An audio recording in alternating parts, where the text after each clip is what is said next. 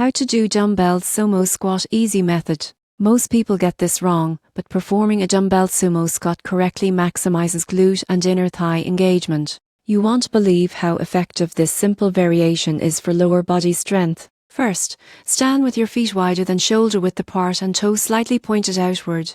Hold a dumbbell with both hands in front of your hips, letting it hang naturally. Keep your chest up and back straight as you lower your body by bending your knees and pushing your hips back. Lower down until your thighs are parallel to the floor or slightly below, depending on mobility. Pause for a moment at the bottom, then push through your heels to return to the starting position. Maintain controlled movements throughout to avoid strain and maximize muscle activation. Breathe in as you lower and exhale as you push up.